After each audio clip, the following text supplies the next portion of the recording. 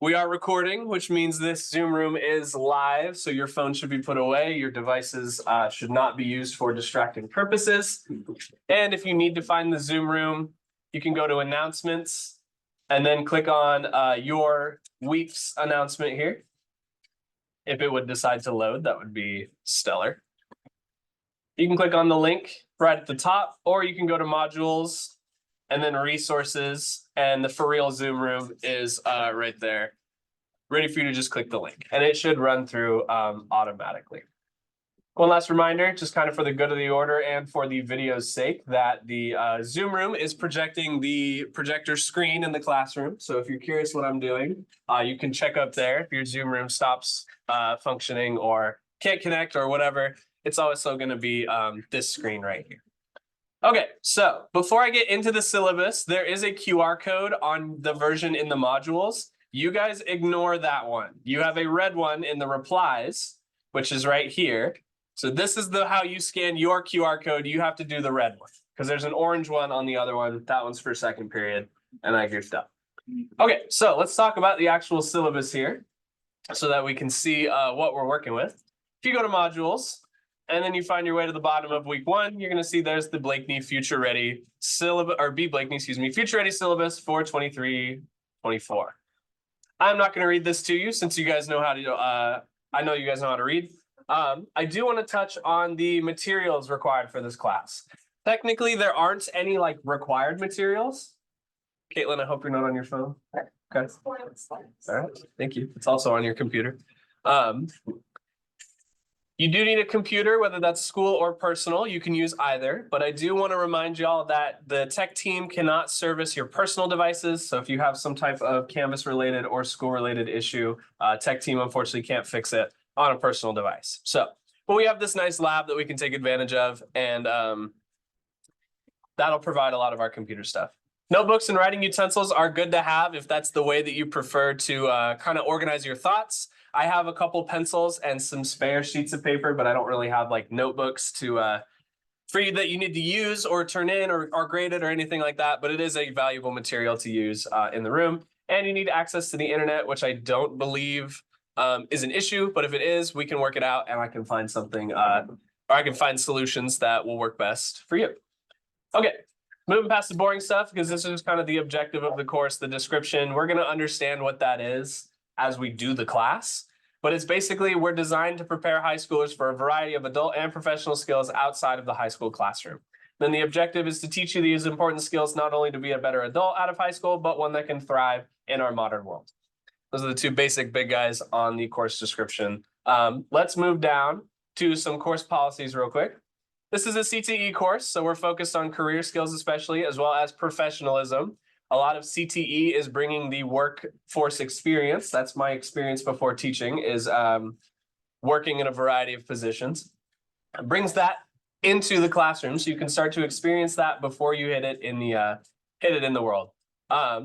Obviously, you must be respectful of your fellow students who are technically your coworkers, your teacher, who is me, I'm your supervisor, your manager, or your clients, which are all important relationships to maintain in a professional sense. And your workspace, this is your office. You want to treat it as such. Eyes and ears on me when I'm instructing, especially when we are live. Good morning. Anytime we're live, that's when I need your attention. I will not talk the entire time every day. It's just a really boring week where we got to get some stuff out of the way, and I apologize for it. Most of the time, it'll be a lot more introductory. I won't go live that often. And then you guys will have a lot of time to work on these projects. Okay. Questions are encouraged in this class. Please do not hesitate to ask or sometimes even interrupt, right? My philosophy, again, is that there's no, well, I guess this isn't again because you haven't heard it yet. But my philosophy is that there is no such thing as a stupid question. The stupidest question is the one you don't ask. And that's that, right? The only way that you guys are going to grow as people is to question things that you either assume or that you aren't aware of or that are new. You have to ask questions to be an effective person and to be a well-rounded person. So I encourage them all the time in this class. I want you to be asking lots of questions. There's no such thing as a stupid question. Please do not feel like your question is dumb because every question is worth some amount of time. Okay. Jillian, maybe is there time and place for that? Thank you.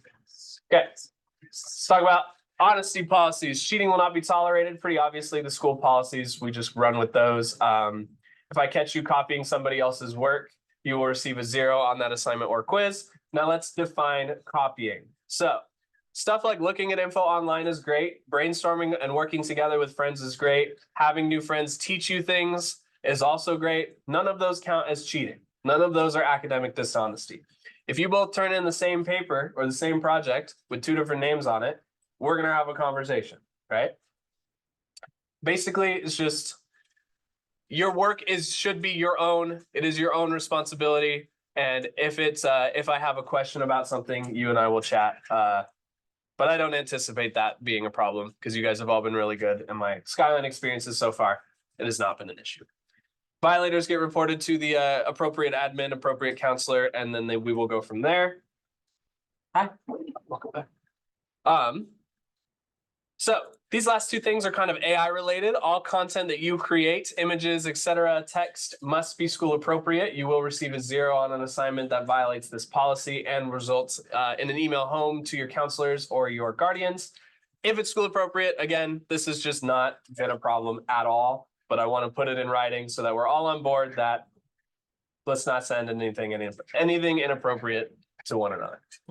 AI generated results will not be accepted nor tolerated. Here's my stance on AI. AI tools are very useful and they are a part of our modern world. So it's important to understand how to use them. There's no point in ignoring them because they're not going away. But what we will cover in this class is how to use them effectively, how to use them ethically, and when is the right time and place to take advantage of AI's skill set. That does not mean that I get ChatGPT assignments and ChatGPT stuff, among other AI softwares. Your work has to be your own in this class. And you must be the one creating. It says artworks because I borrowed this from graphic design. So it just means works in general. All right. Any questions on behavior or honesty before we talk about late work and grades? All good? Okay. I will press forward. All right, late work. If you've taken one of my classes before, this is a little different. If you were in my class earlier, it is the same. Earlier today, I mean. Late work. So work is due by the date that the due date that it is posted. That is usually going to be Fridays at midnight. Because I like to teach at the start of the week, give you guys project time in the middle of the week, and then we can finish it up on Friday before the end of the day. Or if you need some extra time, we can arrange that as well. Since this is what's called a project-based course, there's no official homework, nor is there any official tests. It's all attached to your projects. It's really important that you manage your time effectively and you use the class time that I provide you to finish up these assignments. Late assignments, whether that is 5 minutes after the due date or 2 weeks after the due date, will hit with a 30% late work penalty. The max you can get on an assignment or a project will be 70% if you turn it in late past the due date. This is obviously adjusted per your IEP or 504 accommodations if you have those. But generally speaking, any late assignment gets hit with a 30% penalty, late penalty.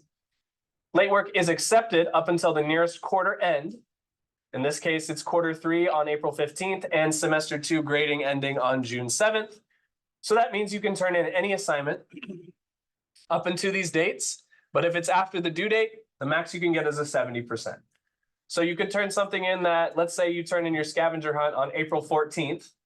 You can do that, but the max you're going to get on it is 30% off of the total points you would have earned. So if you did 80% work, you're going to end up with a 50% grade because it subtracts that 30% off the top. Does that make sense? These are your 2 windows for when late work will be accepted. Anything assigned after April 15th will not be accepted. Anything assigned before April 15th can be turned in up until that date, and then nothing after it. And then the same goes for June 7th. So you can't turn your scavenger hunt or your MBTI in on April 17th because that's outside of that range. Does that make sense? Cool. Okay, that's the basic late work gist. And it will obviously be adjusted per your accommodations if you have those.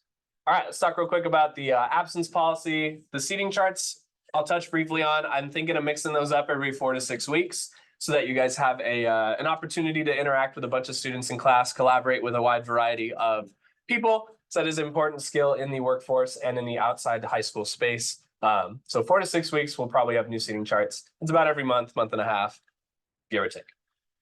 All right, absence policies. So you guys are expected to be here on time as best you can. This class does move quickly, and your attendance is not only mandatory, it's not graded, but it is mandatory. It's essential for you to do well because that's where a lot of your work time and your collaboration time and your time to chat with me about things is available to you. If you're sick or otherwise absent, get your notes from classmates or threads or talk to me and I can get you set up with what we did. That's why I like doing the Zoom rooms and the threads. So you guys have a really quick way to access what we cover in a day. And so you don't have to come back and try to catch up in the limited time that we have. And for the days that you miss, you'll be given the appropriate time to catch up and turn in those projects or those assignments. Those are going to max at 2 weeks after the class is missed for full credit. So if you're gone for 3 days, you get 3 days. If you're gone for 10 days, you get 10 days. But past 14 days, we're going to need to arrange something between you and I. Does that make sense? All right, sweet. Here's how I break down grades. They're on a 10% scale. So it's a little bit more forgiving in the midsection, and it's a little bit easier to get that A, which I know you guys will all be able to. I can tell you're all very dedicated and driven, so I'm excited to see what you guys are going to create this semester. Most of your assignments are going to require a powerful computer, but this is a more graphic design related thing. But we do have these really strong PCs that we can do a lot of cool stuff with. So take advantage of that while you're in class. The breakdown of grades, 10% of your grades participation. So that's stuff like in-class activities, any extra credit. Most of the discussion boards, those are going to be participation. 30% of your grades assignments, those are in the formative category. So that's practice of concepts we cover, different kind of aspects of a whole, different pieces, how they combine together. That's going to be that 30% assignments setup right here. 50% of your grade are your projects. If you're feeling like your grade is slipping, the projects are the first places that I'm going to look. And those should be a large priority of your time. And you will have plenty of time to work on those in class. Those are basically considered your summatives for this course. And then 10% of your grade is a final exam, quote unquote. The exam is a project and a reflection. It's not actually a test. Does that make sense? Excuse me. Grades are your guys' responsibility. As much as I would love to be able to check in with each one of you individually and really talk about a plan for the semester, unfortunately, we don't have the time for that. So if you feel like your grades are not where you want them to be or not accurate, you have to come to me and talk to me because there's only one of me, unfortunately. That was a lot of Lees. So yeah, grades are your responsibility. If you feel like there's an issue, come and chat with me and we'll work something out. We'll come up with a plan or I will do what I need to do. Okay? Final thing, this is, we want to ignore this for now because I'm not sure if this class offers dual credit. This is something that my other classes offer, like web design or graphic design or the other ones like that. Ignore this for now. I'm going to talk to the College and Career Center and then I'll get back to you on that. And then this is the QR code that you ignore. Don't use this one. To sign your syllabus, which you should do by Monday, if you go to the announcements and then your thread for the week, P3 Future Ready, there's a QR code in the replies that'll allow me to get some information from you to best provide to provide the best future ready experience and the quickest way to get in touch with your parents or allow your parents to give me input on what you need to succeed the most in this class. I'm not a teacher who loves reaching out to parents. In fact, it terrifies me. So I don't really like doing it in a disciplinary sense. So hopefully we can work things out before it gets to that point. But I do also need their contact info just in case I need to reach out. This also is going to help me provide actually like snacks that you guys are interested in receiving for good work. Yeah, and just some other kind of introductory class stuff to help me give you the best experience. Does all that make sense? Sorry, I'm yakking a lot this week.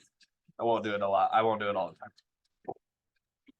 Okay, so let's look at our agenda. We went through the syllabus. We talked about the big guys. Let's talk about seating charts. They will be ready by Monday. So come on Monday expecting to have an assigned seat for the 4 to 6 week window. This week, they're first come, first serve. That was just kind of something I added because earlier periods, it was like, but that's my seat. It's not your seat yet. Not until Monday. Anyway, what I want you guys to do, I think we did this already, but I want you to message me things. Connor, can you put your phone away for a second? Message me things you want me to consider in your seating chart. I will do my best to provide everyone's considerations. Some of you have already done this, so I appreciate it. And you can do that anytime we're at a seating chart switch. I'll give you a chance to give me some more input. So you guys actually have a stake in your positions and your space in this class. Does that make sense? Okay.